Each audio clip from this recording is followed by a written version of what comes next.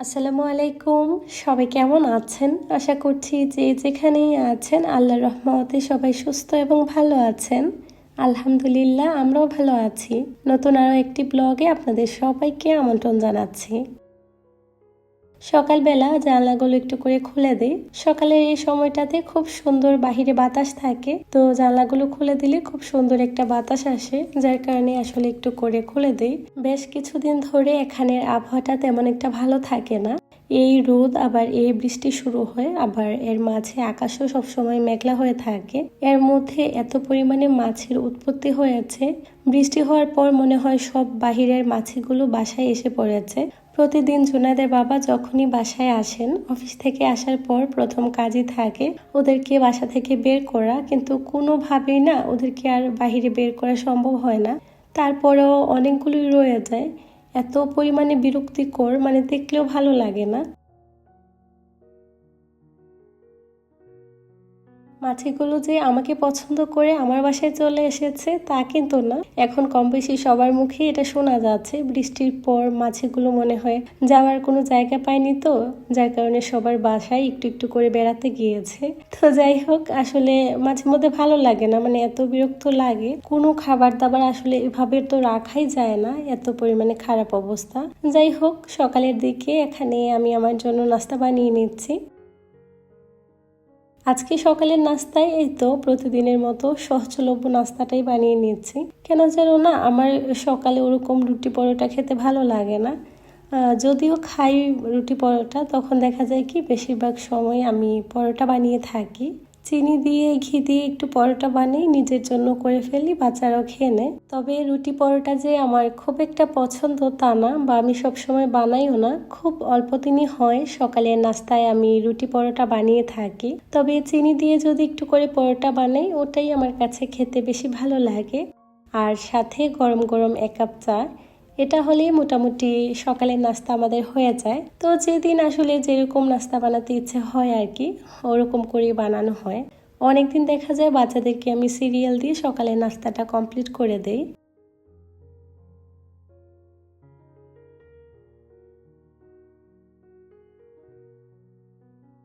কম বেশি আমরা সবাই কিন্তু জানি যে সকালের দিকে একটু ভালো করে সকালের নাস্তাটা করতে হয়। যত হেলদি ওয়েতে সকালের নাস্তাটা করা যায় ততই কিন্তু আমাদের শরীরের জন্য ভালো। সবাই কিন্তু কম বেশি এটা বলে থাকেন, তবে কেন যেন আসলে আমার দ্বারা এটা কখনো সম্ভব হয় না। 1 কাপ চা খেলে মনে হয় যে না, সকালে নাস্তা আমার হয়ে গিয়েছে। কেন যেন সকালের দিকে ওরকম রুটি পরোটা বা ভারী কিছু আমি খেতে পারি না। তবে সকালের দিকে নাস্তাটা একটু হেলদিভাবে খেলে সারাদিনের কাজেরও বেশ ভালো একটা এনার্জি পাওয়া যায়। সারাদিন যেহেতু নানান কাজ, সেই সাথে নানান ব্যস্ততা থাকে, এই সময়ের মধ্যে কিন্তু নিজের এনার্জি থাকাও কিন্তু একেবারে প্রপার দরকার। তাহলে কিন্তু সব কাজগুলো একেবারে সুন্দরভাবে আমরা গুছিয়ে নিতে পারবো। তো যাই হোক, আসলে যারা এই রুটিনটা ফলো করেন, এটা কিন্তু খুবই বাজে একটা অভ্যাস আমার মতো। আর যারা সকালে সুন্দরভাবে নাস্তা করতে পছন্দ করেন, এটা খুবই ভালো দিক। তো যাই হোক, সকালের নাস্তাটা কমপ্লিট করে নিয়েছি, তারপর বাহিরে এসেছি। আপনাদের হয়তো বা মনে আছে যে আমার এখানে কিন্তু লাউ গাছ আছে, তো ওখানে না বেশ ভালোই 2টা লাউ হয়েছে মাশাল্লাহ। দেখতেছিলাম যে এগুলা কখন বড় হবে, তারপর কেটে নিব। মাশাল্লাহ, এগুলা না 2টা একই সাইজের ছিল। তারপর দেখলাম যে হঠাৎ করে বেশ ভালোই বড় হয়ে গিয়েছে।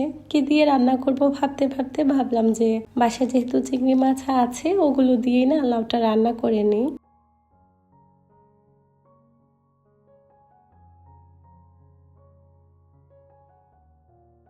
প্রতিদিনই হাজারো কাজের ব্যস্ততার মাঝে এমন অনেক কাজকর্ম থাকে যেগুলো প্রতিদিনকার কাজ প্রতিদিনই গুছিয়ে নিতে হয়। সংসার বড় বা ছোট সেটা বড় কথা নয়, বড় বিষয় হচ্ছে সংসারের কাজকর্মগুলো যাতে নির্দিষ্ট সময়ের মধ্যে আমরা গুছিয়ে নিতে পারি। আপনি যখন একটা কাজ ফেলে রেখে দেবেন, দেখবেন সেই কাজটা কমবে না, অনেকটাই বেড়ে যাবে। নিজে যখন একটু অসুস্থ হই তখন ঠিকই উপলব্ধি করতে পারি যে সংসারটা আমার দিকে তাকিয়ে থাকে, যে কখন সব কাজ নির্দিষ্ট সময়ের মধ্যে গুছিয়ে নিব, কত কাজ যে জমে থাকে। তখন বোঝা যায় যে আসলে সংসারে আমার গুরুত্বটা কতটুকু। সময়ের সাথে সাথে অনেক কিছুই পরিবর্তন হয়ে যায়। আমরা যারা গৃহিণীরা আছি তাদের সংসারের ব্যস্ততা কিন্তু ঘুরে ফিরে একই রকম থাকে। সেই রান্নাবান্না, খাবার দাবার রেডি করা, পরিবারের খেয়াল রাখা। কারো ক্ষেত্রে ব্যস্ততা একটু বেশি থাকে, আবার কারো ক্ষেত্রে কিছুটা কম। তবে ঘুরে ফিরে কিন্তু কাজগুলো মোটামুটি সেমই হয়ে থাকে। আজকে প্রায় অনেক দিন হয়েছে আমি সবসময় এখানে অ্যাক্টিভ থাকি বা আপনাদের সঙ্গে আমার লাইফের কিছুটা অংশ শেয়ার করি। সারাদিনের ব্যস্ততার, সংসারের কাজকর্ম, বাচ্চাদেরকে নিয়ে কিভাবে কাজকর্মগুলো গোছাই, ওই ধরনের ভিডিওগুলো কিন্তু আমার সবসময় থাকে। আমি যেহেতু একজন গৃহিণী, একজন মা, আমার সারাদিনের ব্যস্ততাই থাকে আমার ছোট্ট এই সংসারটাকে ঘিরে। সংসারের কাজকর্ম পরিপাটি করে গুছিয়ে রাখার দায়িত্বটা যেমন আমার, সেই সাথে সব দিক সামলানোর দায়িত্বও কিন্তু আমার। তো ওখান থেকেই ভালো লাগা থেকে আমি আপনাদের সঙ্গে কিছু ব্লগ আকারে আমার সারাদিনের ব্যস্ততার কিছু অংশ শেয়ার করি। সংসারের কাজকর্মের পাশাপাশি আপনাদের সঙ্গে থাকে আমার গল্প, সেই সাথে আমার সাজানো গোছানো সংসার নিয়ে কিছু কথাবার্তা, আপনাদের কিছু প্রশ্নের উত্তর। এভাবে করে প্রতিদিনকার আমার ব্লগগুলো থাকে।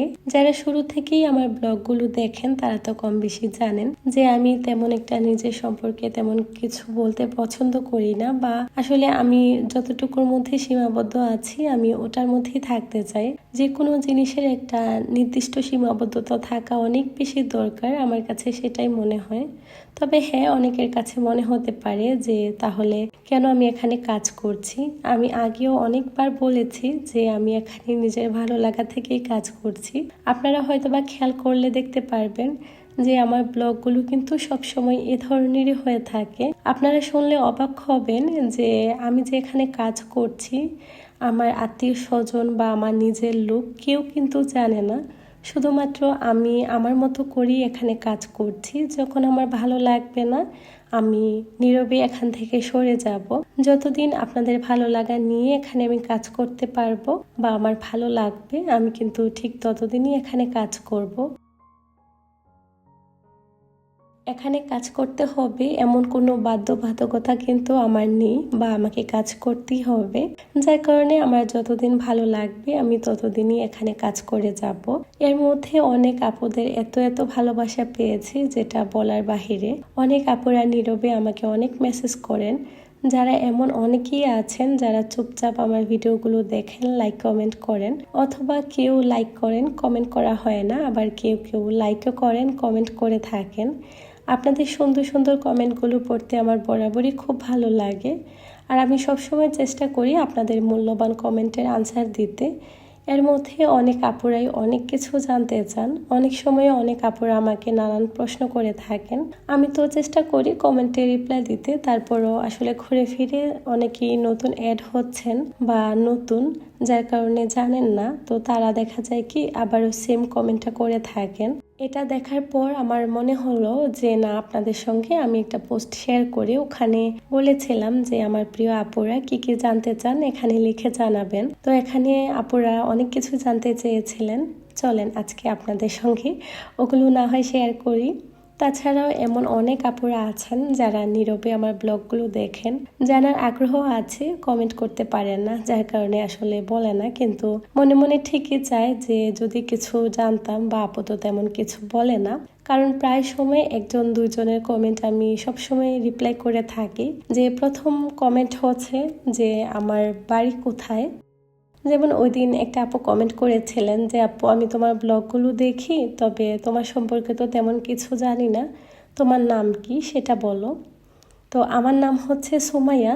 দেখি তো আজকে কমেন্টে আপনারা কে কে আমার নাম নিয়ে কমেন্ট লিখবেন, আমি কিন্তু সেটা অবশ্যই দেখব। যারা যারা আমার নাম নিয়ে কমেন্ট করবেন বুঝতে পারবো যে না আপনারা একটু হলেও ব্লগটা দেখেছেন। তো আমার নাম হচ্ছে সুমাইয়া, আশা করছি উত্তরটা পেয়ে গিয়েছেন।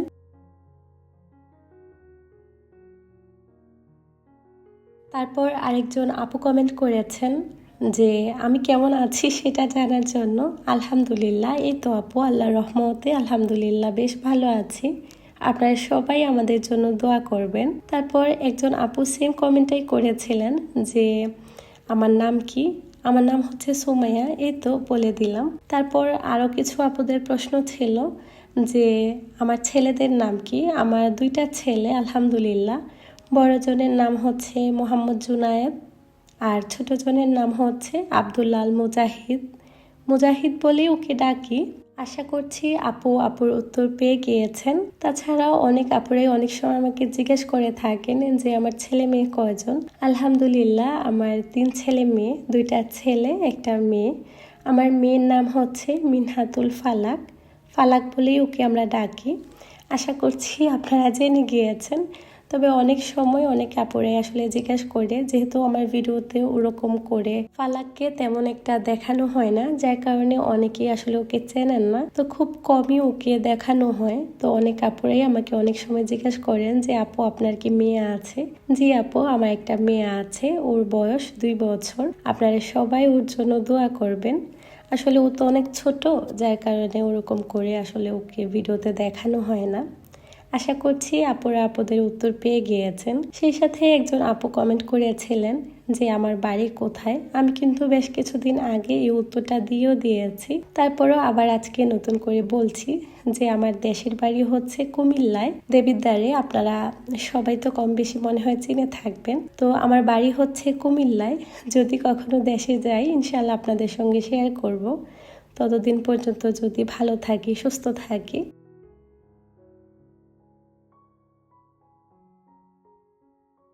আশা করছি আমার প্রিয় আপুরা এই প্রশ্নের উত্তরটাও পেয়ে গিয়েছেন। আমার ইউটিউব চ্যানেল ক্রিয়েট করার পর থেকে সবচেয়ে বেশি যে কমেন্টটা ছিল সেটা ছিল যে আপু বাংলাদেশে তোমার বাড়ি কোথায়? তো আমার দেশের বাড়ি হচ্ছে কুমিল্লায়। আশা করছি আমার প্রিয় আপুরা সেই উত্তরটাও জেনে গিয়েছেন। সেই সাথে আমি কত বছর যাবৎ ওমানে আছি এটাও অনেকে জানতে চান।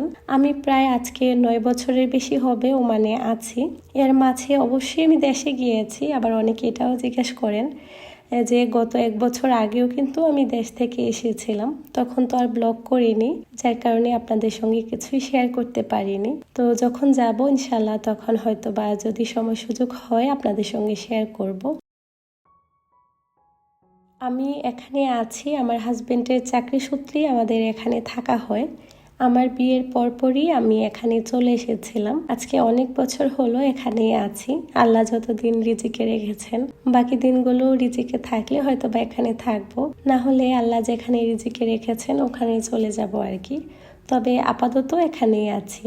আশা করছি আপনারা আজকের সবগুলো প্রশ্নের উত্তর পেয়ে গিয়েছেন। তারপরেও যদি আমার প্রিয় আপুরা কোনো কিছু জানতে চান বা জানার থাকে তাহলে আমাকে কমেন্ট করে লিখে জানাতে পারেন। আমি চেষ্টা করব আপনাদের কমেন্টে রিপ্লাই করার জন্য। আজকে আমি যে প্রশ্নের উত্তরগুলো দিয়েছি এগুলো কিন্তু একেবারে বেসিক ছিল। তো আশা করছি আপুরা আপুদের প্রশ্নের উত্তরগুলো মোটামুটি পেয়ে গিয়েছেন যা যা জানার ছিল।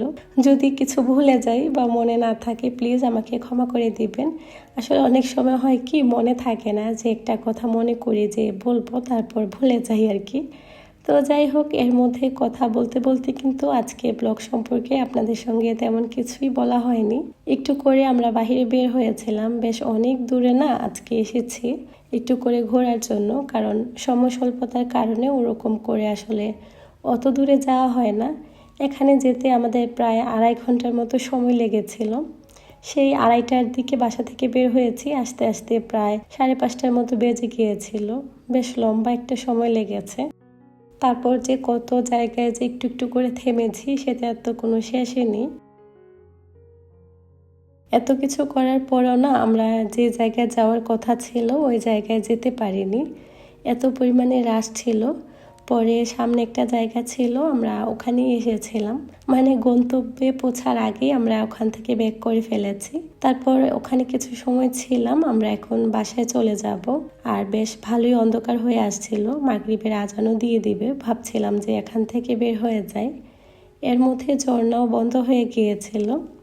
তারপর আমরা বাসার জন্য রওনা দিলাম। আসলে দেখতে দেখতে না সময় কত দ্রুত কেটে যায়, একটু একটু করে এদিক সেদিক মাঝে মধ্যেই যাওয়া হয়। তো যখন ভালো লাগে আপনাদের সঙ্গে শেয়ার করি আর কি। আজকের ভিডিওটা এই পর্যন্তই। সবাই ভালো থাকবেন। আল্লাহ হাফেজ।